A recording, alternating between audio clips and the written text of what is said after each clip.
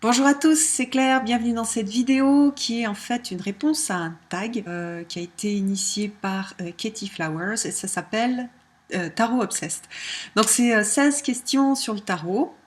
Voilà, donc il y a des questions auxquelles j'avais déjà répondu dans d'autres vidéos, mais bon, c'est aussi l'occasion de partager, de montrer des jeux aussi. Et voilà, donc j'aime bien ces vidéos-là, j'aime bien les regarder, et puis je trouve super sympa aussi de les faire. Alors la première question, quel était ton tarot, ton premier tarot? Alors moi, mon premier tarot, c'était le tarot de Marseille de Jodorowsky et Camoin. Voilà, donc vous voyez qu'il a bien servi pendant de très nombreuses années. Je n'ai utilisé que lui. Et on peut voir sur la tranche que je n'ai utilisé aussi que les majeurs. Donc j'ai travaillé qu'avec les majeurs de ce tarot-là. Voilà, c'est mon compagnon, ça a été mon compagnon de route pendant très longtemps et j'ai un lien particulier avec lui parce que j'ai fait plein de choses avec lui et voilà, puis j'adore. Et pourquoi j'avais choisi ce tarot-là? J'avais choisi ce tarot-là parce que Jodorowsky, c'est un auteur de BD aussi. Et en fait, c'est comme ça que je l'ai connu. J'ai beaucoup aimé ses BD, notamment la série de l'Incal. Et quand j'ai vu que lui avait fait un tarot, ben j'ai sauté sur ce tarot-là sans me poser de questions. Alors voilà, la deuxième question, quel est mon tarot préféré du moment? Alors ça, c'est un vrai crève-cœur. Ça n'existe pas un tarot préféré du moment. J'en ai plusieurs. Euh, alors, en ce moment, les tarots avec lesquels je tire les cartes, c'est... Mon Dieu, j'ai un gros tas. Où est-ce que c'est? Alors, mince. Alors, le Saki Saki Tarot, vous avez vu que j'ai fait une présentation dessus. J'adore la petite boîte, j'adore les cartes, j'aime le côté un peu déjanté, très créatif. C'est pas un tarot, comment dire, oui, je l'aime bien. Pourtant, comment dire, les cartes sont un peu petites, elles sont épaisses, elles sont bien, mais c'est pas un super beau tarot avec des bords dorés, etc. Mais c'est un tarot tout en folie et je l'aime beaucoup.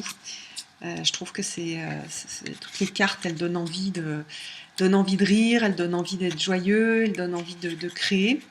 Euh, voilà, on voit autour d'ailleurs, il y a un petit bandeau avec goût de karma. C'est vraiment un jeu qui apporte ce goût de karma, ce bon karma. Donc ça, c'est le premier. Le second, c'est le Spirit Speak. Donc c'est aussi un nouveau pour moi. Enfin, non, le Saki Saki, ça fait un petit moment que je l'ai, pardon. Donc le Spirit Speak, c'est un petit tarot en noir et blanc avec des choses assez originales. Alors, c'est un tarot un peu particulier, donc il va pas plaire à tout le monde.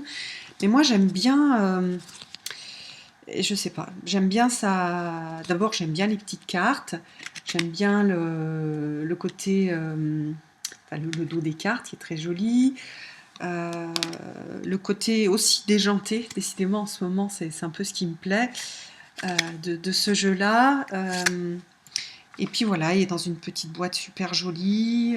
J'aime bien ouvrir la toute petite boîte. C'est un tarot qui est assez parlant. Donc quand je fais des tirages en direct par téléphone, ben, en fait, il est assez facile à utiliser. Alors un autre, c'est un peu, il va répondre aussi à la question d'après. Un autre que j'utilise beaucoup et que j'aime beaucoup, et pendant longtemps j'ai pratiquement utilisé que celui-là pour les consultations par téléphone, c'est le Hanaka. Notamment pour les gens qui ont besoin un petit peu d'ancrage, je trouve que vraiment c'est un super jeu. Alors là, c'est la version de l'artiste. Je ne sais pas si on peut encore la voir, mais il a été publié par une maison d'édition, donc maintenant on le trouve assez facilement. Donc dans les autres favoris du moment, j'ai le Fontaine Tarot. Alors ça, c'est c'est l'édition de l'auteur, sachant je ne sais pas s'il est déjà sorti en mass market, mais l'édition mass market est très très proche de ce que l'auteur a fait. Donc ils ont fait vraiment un super beau boulot en mass market. Donc moi je l'ai eu lors d'un échange. Et j'aime ce côté géométrique, je pensais pas du tout. En fait, c'est pas un jeu que j'avais envie d'acheter. Et j'ai eu l'occasion de l'avoir en échange et je me suis dit, tiens, je vais lui donner sa chance. Et en fait, c'est un jeu qui, malgré les couleurs qui semblent très froides, a un côté très chaleureux et qui parle avec beaucoup de chaleur en fait. Et puis on peut facilement se perdre dans les cartes, faire de la projection. Donc je l'aime bien aussi. Ça fait partie aussi des jeux que j'aime beaucoup et que j'utilise. Alors, j'ai ressorti aussi mon Marielle. Voilà, alors Marielle Tarot, c'est un peu je l'ai coupé. Hein. C'est un peu une référence dans les jeux anglo-saxons. C'est pas un jeu qui est très facile. Hein. C'est un jeu avec des illustrations qui sont... alors qu'on peut utiliser soit comme un oracle, et dans ces cas-là, bon, il n'y a pas de souci, on se projette dans la carte, soit comme un tarot, et moi je trouve que elle a fait un travail de recherche et de lien avec notamment la mythologie, la religion, puisqu'on a les anges, et voilà, je trouve que c'est dommage de ne pas l'utiliser comme ça et de ne pas aller voir dans le livre tout le travail qu'elle a réalisé. Donc il y a des cartes un peu, on a là ce sont les quatre, on a 4 anges pour les as, et puis donc ces anges-là, ce sont des anges hermaphrodites. Donc voilà, il est un peu, il est difficile et c'est plus un jeu de méditation ou de recherche personnelle, ou quand on fait un tirage vraiment très spirituel. Donc du coup, moi je l'utilise pratiquement que pour moi, celui-là. En plus, il me faut du temps, donc quand je tire les cartes par téléphone, je ne vais pas prendre 3 heures pour regarder une carte et puis me remettre dans l'énergie de la carte. Après, il y a le chez Monette. Je lui ai fait une jolie pochette avec une petite plume. Alors c'est une petite taille de cartes. C'est pareil, c'est pas forcément un tarot hyper facile parce que il y a une structure derrière qui est un petit peu complexe. Alors on peut néanmoins l'utiliser, c'est la même chose en projection. Je l'aime énormément, j'adore les illustrations, elles sont très très belles. Il y a une grande douceur, et puis il y a pareil, derrière, il y a un gros travail qui a été réalisé, qu'on utilise ou qu'on n'utilise pas, mais toujours est-il qu'il y a quelque chose de vraiment très intéressant derrière le tarot. Alors, ensuite... Oui, je sais, normalement c'est 1, mais je ne vais pas en mettre 1. Alors, bon, qu'est-ce que je vais vous montrer ? Je vais vous montrer les 2 que j'ai ressortis récemment. C'est le Victorian Romantic Tarot, qui est plus publié, mais le Baba Studio, ils sont en train d'en refaire une version qui va être magnifique. Alors je ne vais pas la reprendre parce que je l'ai déjà, celui-là, mais il va y avoir ce que je vais vous montrer après. Il y a aussi le Alice Tarot. Il va y avoir tout un traitement avec des dorures dessus, mais celui-là est déjà super joli. Voilà, et puis c'est avec des images de la période romantique, et je l'aime énormément. Je le trouve, je sais pas, j'aime bien le sortir en hiver.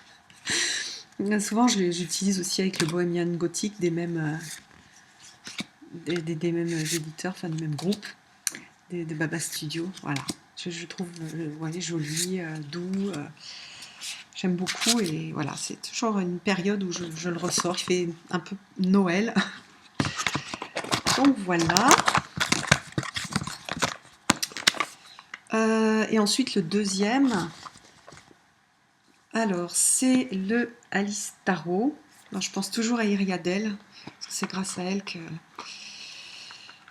je l'ai, et puis que je l'aime aussi, parce qu'elle elle travaillait pas mal avec ce tarot, et j'étais pas forcément attirée par au départ, et puis en fait, voilà, maintenant que je l'ai, je l'adore.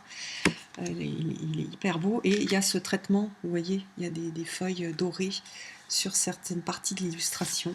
Dans cet esprit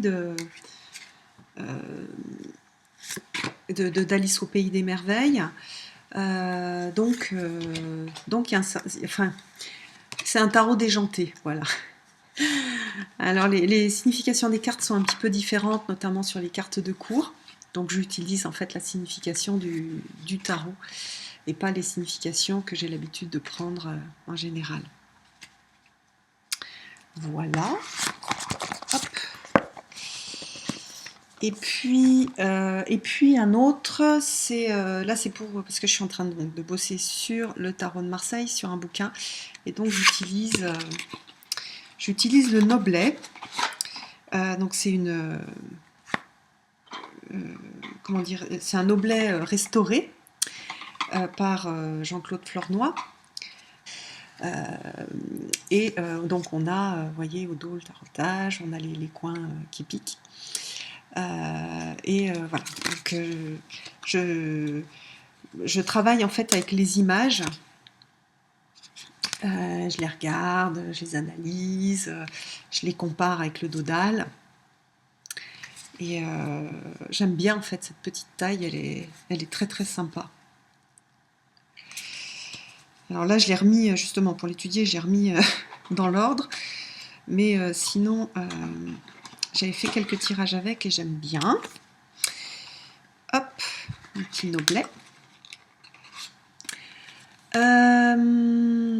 Alors, on va dire, je vais m'arrêter ici pour passer à la troisième question. Quels sont les tarots que j'utilise le plus? Alors, les tarots que j'utilise le plus, ou mes tarots les plus utilisés, c'est alors le tarot de Marseille, celui-là, puisque ça fait plus longtemps que j'utilise. Un deuxième tarot qui a été celui que j'ai le plus utilisé, de style Rider-Waite, sachant que c'est pas vraiment un Rider-Waite, mais bon, on va dire un peu Rider-Waite. C'est le manga tarot que j'ai découpé, et c'est pareil, je l'ai énormément utilisé. J'aime beaucoup les illustrations, j'aime bien le dos aussi. Voilà, manga tarot de l'Oscar Abeo. Je ne sais pas s'il est encore publié. Il est tout simple en fait. Il fait assez BD, mais je le trouve magnifique. Et j'aime beaucoup aussi dans le petit livre, il n'y a pas grand chose, mais j'aime bien la façon dont c'est exprimé, et voilà, je trouve très sympa. Bon, parfois les traductions sont un peu moyennes, mais voilà, il est sympa, et je l'ai énormément utilisé quand je suis passée du tarot de Marseille à des tarots type Rider-Waite. Deuxième tarot que j'ai beaucoup utilisé. Alors là, je vous montre la version en français. Moi, j'ai aussi la version en anglais. C'est celle que j'ai énormément utilisée, mais celle qui est à côté, là, c'est la version en français. Donc en anglais, c'est le Shadowscapes. En français, c'est le tarot des mondes oniriques. Voilà, je suis une grande admiratrice de Stéphanie Pluminlo, je trouve c'est vraiment c'est certainement un de mes tarots préférés. Il est tout en délicatesse, tout en intelligence. Enfin, j'adore l'ambiance, et je trouve vraiment superbe. Donc d'elle, j'ai des tableaux, des reproductions, des choses qui viennent de chez elle aussi, des reproductions d'artistes, des lithographies, pardon. J'ai des livres, voilà, je suis une grande fan, et je l'aime énormément, et j'attends avec impatience son oracle. L'autre tarot donc, que j'ai le plus utilisé, c'est celui-là, le Hanaka, que je vous ai déjà montré il y a quelques minutes. Donc, alors pourquoi il me plaît? Parce que voilà, il est hyper direct, il est super ancré. j'aime bien aussi me référer de temps en temps au livre, je le trouve super bien écrit. D'ailleurs, c'est un des livres très simples et très courts que je trouve vraiment bien pour les débutants. Par contre, ben, il est en anglais, donc c'est pas l'idéal pour les gens qui parlent pas bien l'anglais. Voilà, et puis aussi un autre que j'ai beaucoup utilisé, je l'ai ressorti d'ailleurs pour faire un tirage pour une abonnée, c'est l'Illuminati Tarot. Vous voyez, j'ai la petite bourse assortie. Je crois pas qu'il soit sorti en version en français, il faudrait que je regarde. Il y a énormément de... C'est un petit peu spécial. C'est du collage et c'est très baroque. Et je l'aime bien parce qu'il apporte de la lumière, il apporte du soleil. Voilà, et il est hyper original et j'aime beaucoup le travail que l'artiste a fait. Alors que je suis pas une immense fan des photos montage et puis non plus des choses hyper chargées. Mais je trouve que oui, le travail qui a été fait est vraiment magnifique. Regardez là, l'ermite, il est beau. Donc voilà. Ensuite, celui que j'ai le moins utilisé, quel est le tarot que j'ai le moins utilisé? Je pense que celui que j'ai le moins utilisé, c'est celui-ci, le tarot ésotérique du monde des fées. Ah oui, et il y a le Linus Strider aussi. Je ne sais pas pourquoi, c'est des tarots qui sont magnifiques. Mais après, parfois, il y a quelque chose qui se fait pas. Connexion qui se fait pas ou c'est pas le moment. Pourtant, vous voyez comme il est juste magnifique. Vraiment hyper beau.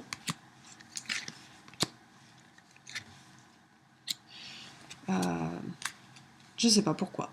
Celui-là, j'ai du mal à le sortir et à faire des tirages avec. Et en plus, comme j'ai quand même beaucoup de jeux, quand ça se produit, j'ai un peu du mal à me mettre dessus. Hop.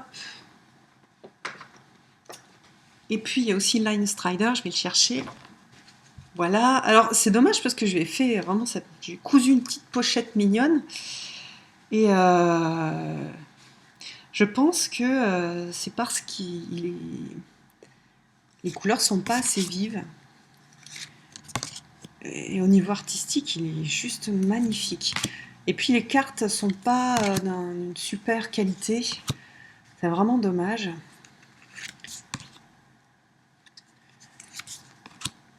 Il y a vraiment un super boulot au niveau artistique. Regardez ça, comme c'est beau. Regardez. Alors j'ai hésité à l'échanger et en fait non, j'arrive pas non plus à l'échanger parce que je l'aime bien, que j'ai envie de lui laisser sa chance, mais pour l'instant ça marche pas tellement. Il faudrait que je me refasse quelque part mon petit les petits travaux que j'ai conçus pour se connecter à son deck. Il faudrait que je le fasse avec celui-là. Voilà. Alors, ensuite, comment est-ce que j'ai appris à lire les cartes de tarot? Alors moi, je suis autodidacte parce que je n'aurais pas trouvé...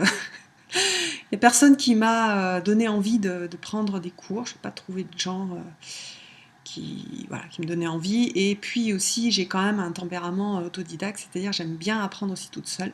Donc j'ai lu beaucoup de livres.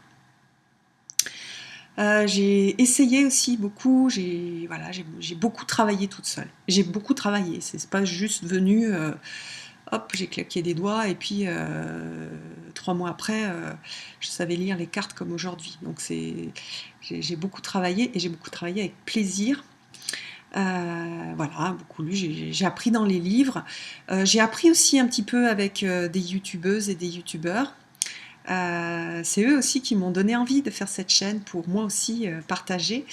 Voilà, donc voilà, c'est possible et puis c'est super intéressant aussi de travailler soi-même, ça permet de faire un travail en profondeur et pas juste attendre de recevoir. Euh, alors, pourquoi j'utilise le tarot? J'utilise le tarot pour plein de choses. Pour faire soit du travail psychologique, donc en projection, je regarde ce que je vois dans la carte, soit pour faire de la guidance, soit pour me relier à mes guides et pouvoir discuter avec eux. J'ai fait un petit peu aussi pour stabiliser un peu la relation que je peux avoir avec on va dire des esprits. Donc voilà, je fais aussi pour travailler avec des archétypes, enfin voilà, je fais pas mal de choses, donc ça va du travail spirituel au travail psychologique, au travail de guidance et au travail de compréhension d'une situation. Euh, euh, Comment est-ce que je lis le tarot, intuition ou livre? Alors pour moi, cette question, elle n'a pas trop de sens parce que je vois pas comment est-ce qu'on peut, et vous avez dû le voir si vous êtes débutant, si on n'utilise que le livre et qu'on n'utilise pas ce qu'on ressent à l'intérieur, enfin, le message qu'on peut recevoir, bah, en fait, c'est très difficile de faire, d'utiliser une lecture de tarot, en fait, d'utiliser les cartes. Pour moi, l'intuition, elle est toujours là. Alors au début, quand on est débutant, on va utiliser le livre. Et moi, c'est ce que j'ai fait. Hein. J'ai utilisé le petit livre, mais petit à petit, on arrive quand même bien à affiner et à se connecter à quelque chose qui est, comment dire, à cette capacité de compréhension. Souvent, je dis, les cartes, en fait, ce sont comme des indices, et nous, on est des Sherlock Holmes, et avec ces indices, on ressort en fait la signification. Donc, il faut avoir derrière quelque chose. Deuxième chose, les cartes, c'est un support enfin pour moi, en tout cas, c'est un support de l'intuition. Donc, on pourrait très bien avoir exactement les mêmes informations sans lire les cartes. Pour moi, par exemple, et quand je le fais pour moi et quand je le fais pour d'autres, les cartes, ça me permet de prendre de la distance avec mon avis personnel. Parce que là, l'idée, c'est de discuter avec les guides de la personne ou avec les miens, sans qu'il y ait trop d'interaction au niveau de mon avis à moi. C'est pas mon avis à moi, c'est je suis canal de quelque chose et je transmets un message à travers la synchronicité des cartes et à travers ce que je peux comprendre de ces indices qui sont dans les cartes. Donc voilà. Donc pour moi, oui, le livre c'est pour aider en fait au début, ou quand je me tire les cartes pour me recentrer et pas justement être juste sur mon avis, mais pour pouvoir capter du haut et bien écouter mon intuition et bien me recentrer sur la question et pas dire ce que j'ai envie de dire au niveau conscient. Est-ce que j'utilise des tirages? Oui, d'ailleurs j'en crée pratiquement à chaque fois, que ce soit pour moi ou quand je fais des tirages. Quand je fais des tirages, pas pour moi, je crée à chaque fois des tirages personnalisés. Est-ce que je mélange le tarot avec d'autres systèmes de divination? Oui, je mélange beaucoup avec des oracles, avec la cartomancie. Je peux mélanger aussi avec des runes, ça je le fais que pour moi.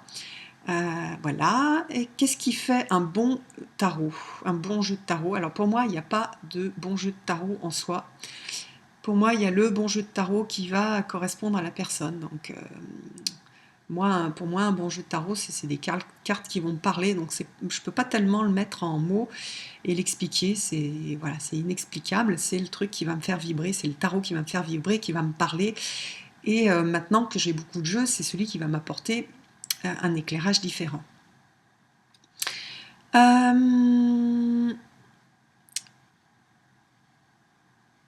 Alors, est-ce que c'est très important pour moi ou non qu'un tarot suive un système? Pou, pou, pou, pou, pou. Euh,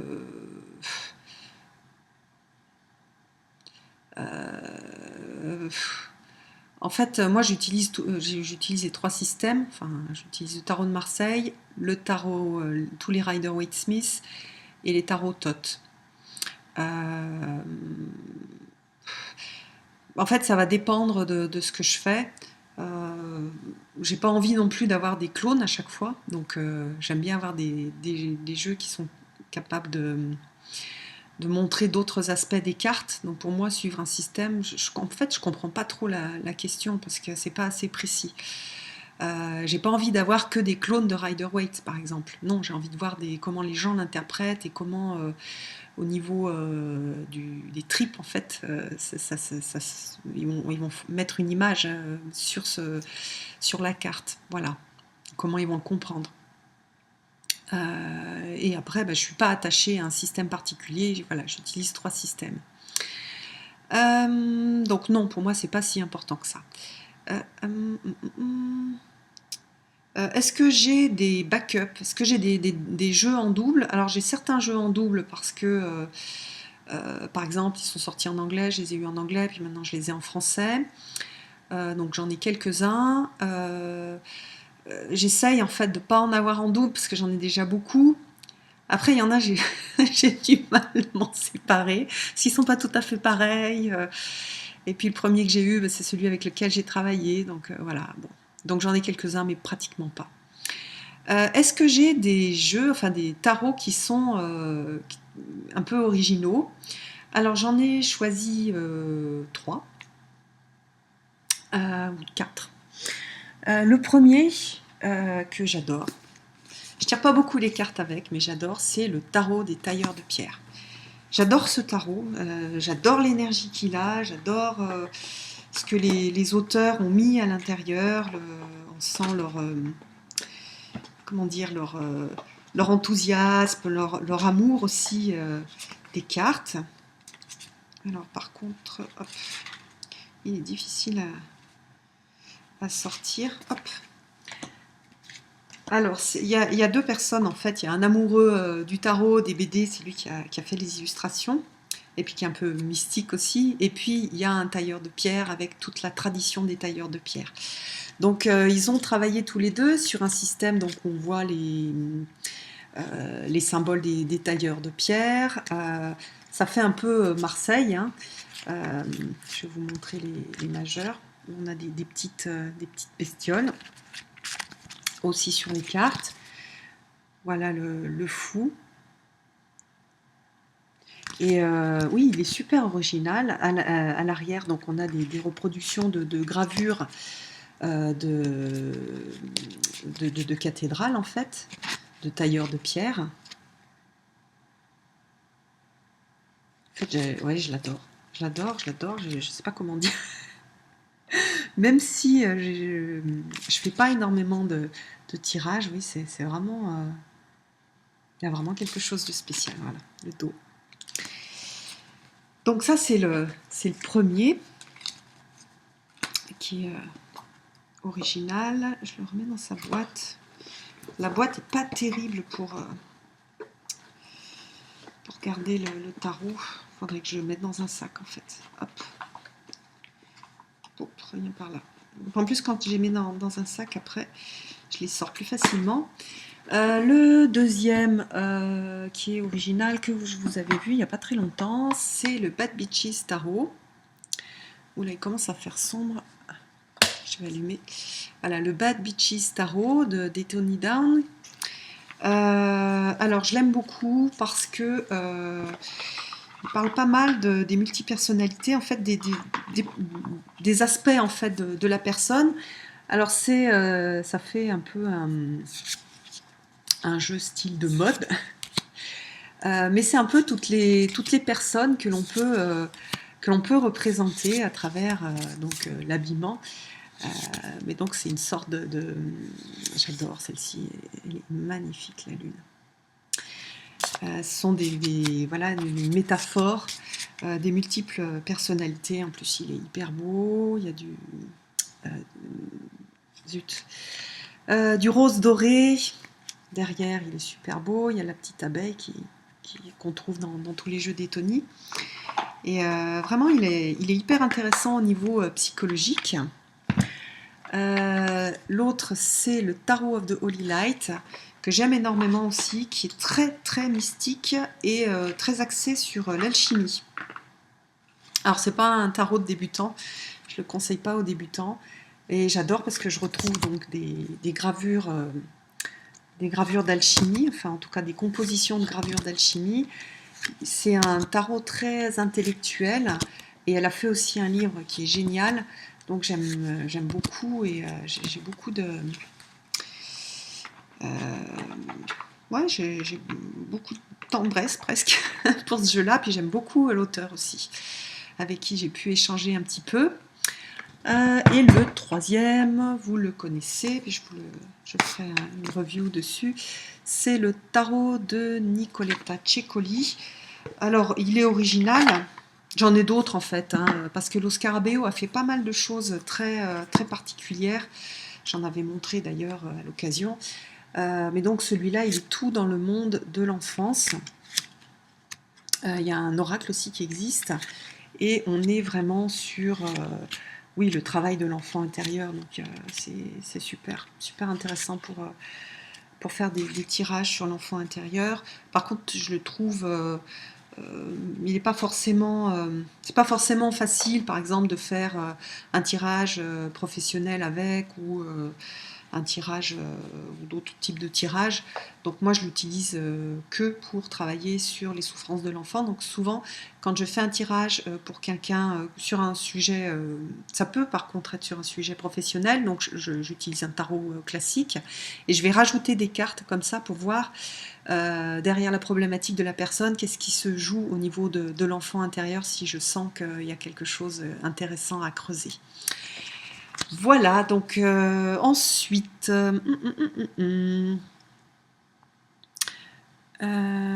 alors, celui pour lequel j'ai un coup de cœur, c'est un tarot que j'ai pas encore. C'est un petit peu cher parce que les frais de port pour l'Australie sont très élevés. C'est le Bonestone and Earth, je ne sais plus le nom de comment est-ce qu'elle s'appelle, de Avalon. Donc il y a Avalon et Anna Tourian que j'adore. J'ai aussi un tarot très original d'elle. Donc elles sont en train de faire un tarot toutes les deux et il y a des pre-orders, donc on le commande à l'avance, mais il arrivera dans un an. Et oui, il est un petit peu cher. Alors c'est pas le jeu qui est cher, c'est que à partir de l'Australie, les frais de port sont très élevés. Il y a plus de 25 € de frais de port. Donc chaque fois, j'hésite, surtout que je m'étais dit que j'allais un peu diminuer mes dépenses en jeu. Mais j'en ai très envie. Donc c'est mon coup de cœur du moment. C'est mon gros coup de cœur du moment. Il y a quand même des chances pour que je craque. Alors il faut que je craque vite parce qu'il y a une quantité limitée. Et donc si je mets trop de temps à craquer, il sera plus disponible. Est-ce que je lis les cartes inversées? Non. Alors ça, c'est ultra personnel.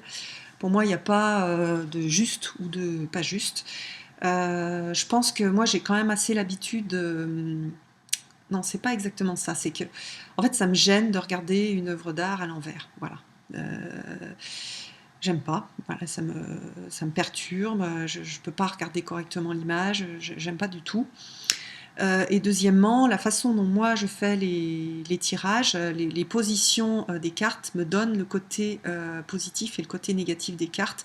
Donc si je dis quelle est, si c'est une ressource par exemple, je vais regarder le côté positif de la carte. Après, dans le côté négatif, il y a toujours ce côté négatif, c'est-à-dire si je suis dans un trop plein de, voilà, si j'ai à développer, je sais pas, la combativité. Donc, par exemple, ma ressource, c'est ma capacité à être combatif. On dirait, par exemple, le 5 d'épée. Après, si je vais trop loin, je vais agresser tout le monde. Donc, voilà, il y aura toujours un petit peu, selon les cartes, il y a un petit message de « oui, mais attention ». Voilà, donc j'utilise en fait, ça me permet aussi d'être beaucoup plus juste dans mes interprétations, parce que je vois un peu, en fonction de mon intuition, je vais pondérer, je vais regarder un peu, c'est pas tout blanc ou tout noir, ça va être pondéré. Alors si je devais utiliser un seul jeu, lequel est-ce que ça serait? Je peux pas répondre à cette question. C'est juste horrible. Celui que j'utilise le plus quand je tire les cartes, euh, pas pour moi, mais pour des gens qui me posent des questions, qui ont besoin d'une guidance, quand je fais de la guidance, c'est le Hanaka. Mais j'aurais vraiment du mal à me séparer de mon tarot de Marseille, à me séparer de mon Luminataro. Je ne peux pas répondre à cette question, c'est trop difficile. Voilà, j'espère que ce tag vous aura plu et je vous donne rendez-vous pour une prochaine vidéo. À bientôt!